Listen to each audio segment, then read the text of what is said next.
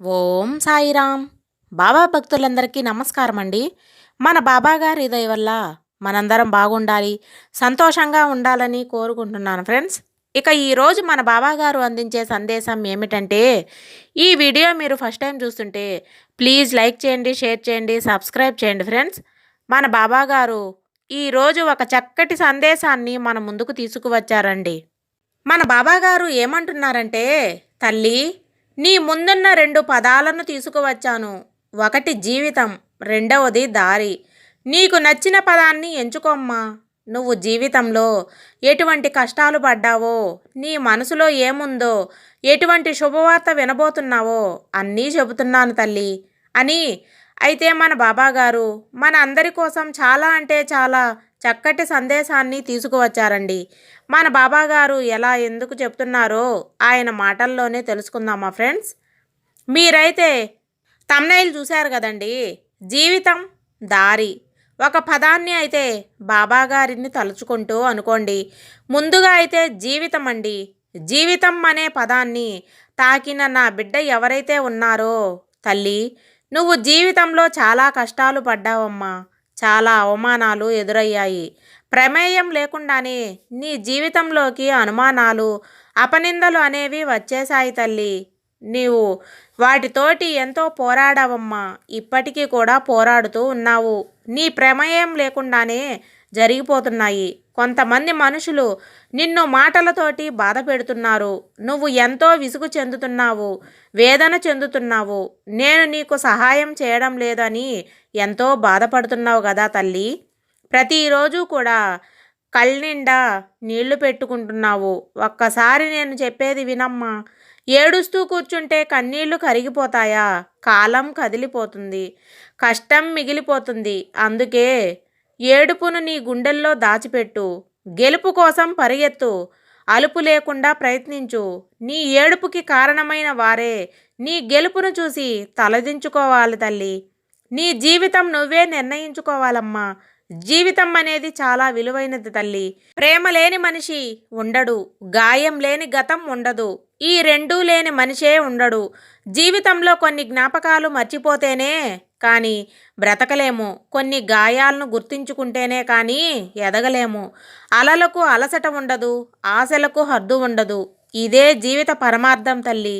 నువ్వు కొన్ని విషయాలు గుర్తుపెట్టుకోవాలి, కొన్ని విషయాలు మర్చిపోవాలి. అప్పుడే నీ జీవితంలో ఉన్న అవమానాలు తొలగిపోతాయి. నీ జీవితంలో వచ్చే సంతోషాలు నీకు చేరువవుతాయి. జీవితం అన్న పదానికి తాకిన నా బిడ్డ ఎవరైతే ఉన్నారో, బంధం దూరమైంది అని బాధపడుతున్నావు, స్నేహితులు దూరమయ్యారు అని బాధపడుతున్నావు. ఎప్పుడూ కూడా ఒకటి గుర్తించుకో అమ్మా. నీ దగ్గర డబ్బు ఉన్నప్పుడే అందరూ నీతో ఉంటారు. నీ దగ్గర డబ్బు లేని రోజున ఎవరూ కూడా నీతో ఉండరు. అప్పుడు తెలుసుకోందమ్మా, ఎవరు ఎలాంటి వారు అన్నది అప్పుడే నీకు అర్థమవుతుంది. ఒకటి చెబుతున్నాను విను తల్లి. మనశ్శాంతి ఇవ్వని సంపద, ఆరోగ్యం లేని ఆయుష్, అర్థం చేసుకోలేని బంధం, అక్కరకు రాని స్నేహితులు ఉన్నా ఒక్కటే, లేకపోయినా ఒకటే తల్లి. నీవు వారు వెళ్ళిపోయారు అని విచారించవద్దమ్మా. నీ జీవితం నీది. నీ కోసం నువ్వు జీవించు. ఎదుటి వ్యక్తి నీకు మర్యాద ఇవ్వలేదు అని ఆవేశపడవద్దు. గౌరవించడం లేదని అనే బాధపడవద్దు. నీకు గౌరవించే అంత అర్హత వారికి లేదు అని తెలుసుకో. మర్యాద ఇచ్చే అంత సంస్కారం వారికి లేదు అని గుర్తించు తల్లి. జీవితం పదం తాకిన నా బిడ్డ ఎవరైతే ఉన్నారో, తల్లి, నువ్వు ఎన్నో కష్టాలు అనుభవించావు, కానీ ఇప్పటి నుంచి నువ్వు సంతోషంగా ఉంటున్నావు కదమ్మా. నా అనుగ్రహం అనేది నీకు కలిగిందమ్మా.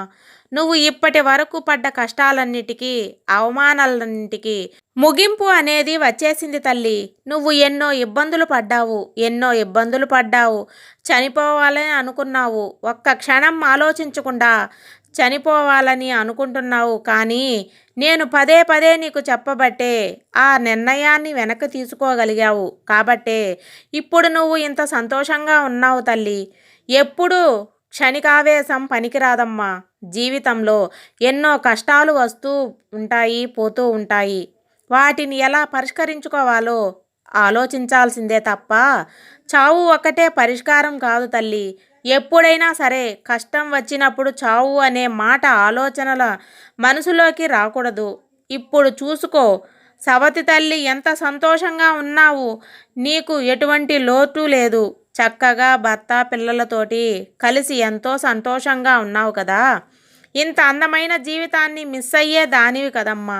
ఒక్క క్షణం ఆలోచించకుండా అప్పుడు నిర్ణయం తీసుకుంటే ఈ సంతోషం అంతా కూడా మిస్ అయ్యే దానివి కాబట్టి ఎప్పుడైనా సరే అడుగు వేసే ముందు ఆచితూచి అడుగు వేయి తల్లి. అప్పుడు నీ జీవితంలో అన్నీ శుభాలే కలుగుతాయమ్మా.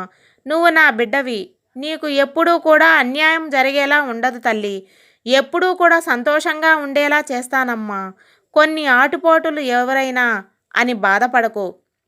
అవి ఏమిటంటే అవి నువ్వు చేసుకోదగ్గ కర్మఫలాలే తప్ప అవి కూడా పూర్వజన్మ కర్మఫలాలే తల్లి. అవన్నీ కూడా తొలగిపోయేలా నేను చేస్తాను కూడా. అది నీకు తెలుసు కదమ్మా. కాబట్టి సంతోషంగా ఉండు. జీవితాన్ని తాకిన నా బిడ్డ ఎవరైతే ఉన్నారో నీకు పరిస్థితులు కలిసి రావటం లేదు అని బాధపడుతున్నావు. ఏం చేసినా కూడా అందులో లాభాలు ఉండటం లేదని విసుగు చెందుతున్నావు. ఏ వ్యాపారం చేసినా ఉద్యోగం చేసినా కలిసి రావటం లేదని ఎంతగానో బాధపడుతున్నావు కదా తల్లి. కొన్నిసార్లు నీ పరిస్థితి పుస్తకంలో పేజీ తిప్పినంత ఈజీగా గడిచిపోదు తల్లి. సమయం పడుతుంది. జీవితం కదా, అనుభవం నేర్పుతుంది. తడబడిన త్వరపడిన ఆస్వాదించాలి, ఆశించాలి, తద్వారా కుదుట పడాలి. అప్పుడే నీకు ఫలితం అనేది వస్తుంది తల్లి. కష్టం అనేది ఎలా బ్రతకాలో నేర్పిస్తుంది. నష్టం అనేది ఎవరిని నమ్మాలో నేర్పిస్తుందమ్మా.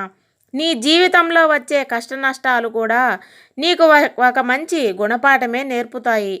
కాబట్టి పరిస్థితులను చూసి నువ్వు ఎటువంటి బెంగా చెందవద్దు. అన్నీ కూడా సర్దుకుంటాయి తల్లి. నిశ్చింతగా ఉండు. నీ తోడుగా నేనున్నాను. నా సాయినాథుడు నాకు తోడుండగా నమ్మకంతో ఉండమ్మా.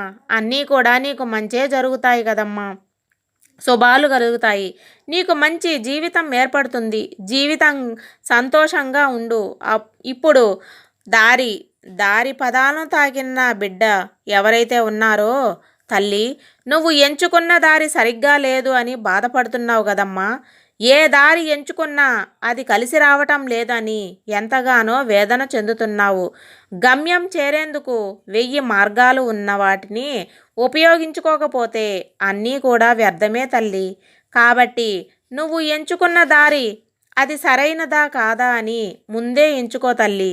సరైనదా కాదా అని తెలుసుకొని ముందుగా నా అనుమతితోటి నా దగ్గర చీటీలు వేసి నువ్వు ఎంచుకున్న దారి కరెక్టా కాదా అని అప్పుడు నువ్వు ప్రయాణం సాగించమ్మా. అప్పుడు నువ్వు జీవితంలోకి ఎదురుకి వెళ్ళగలుగుతావు. దారి పదాన్ని తాకిన నా బిడ్డ ఎవరైతే ఉన్నారో నీకు ఏ దారి కనపడక ఎంతో బాధపడుతున్నావు కదమ్మా. సమస్యలు నిన్ను చుట్టుముట్టాయి. ఒకటి చెబుతున్నాను విను తల్లి. చుట్టూ నీరు ఉన్నా వాటిని ఏమీ చేయదు. ఆ నీరు వాటిలోకి చేరితేనే ప్రమాదం. అలాగే మనిషిని సమస్యలు చుట్టుముట్టినప్పుడు మనిషిని కృంగదీయవు. ఆ సమస్యలను మనసులో పెట్టుకుంటేనే ప్రమాదం. ఆత్మవిశ్వాసం, ధైర్యం ఉన్నంత వరకు మనిషిని ఏ సమస్య కూడా కృంగదీయదు తల్లి. నువ్వు చేసే పనుల్లో కొన్ని మార్పులు చేసుకో అమ్మా. అలాగే కొన్ని మంచి కార్యాలైతే చేయి తల్లి. నీ జీవితానికి ఒక మంచి దారి దొరుకుతుంది. నువ్వు చేసే ప్రతి పని కూడా ఒక స్వచ్ఛమైనదే ఉండాలి. ఒకటి చెబుతాను వినమ్మా. సహాయం కోరేవారు ప్రతి ఒక్కరూ కూడా బిచ్చగాడు కాదు. కానీ సహాయం చేసేవారు మాత్రం ప్రతి ఒక్కరూ కూడా దేవుడితో సమానం.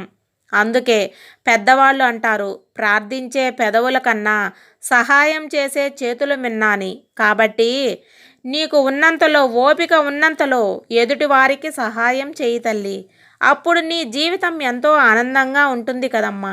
కష్టాలు అనేవి నీ దరి చేరవు. ఎప్పుడూ కూడా సంతోషంగా ఉంటావమ్మా. నేను చెప్పినట్లుగా నా అడుగు జాడల్లో నడుస్తావు. ఏ దారి లేని నీకు గోదారి దిక్కు అని బాధపడే నీకు ఒక మంచి దారి అనేది నీకు నేను ఏర్పాటు చేశానమ్మా. ఆ దారి నీకు చూపిస్తాను.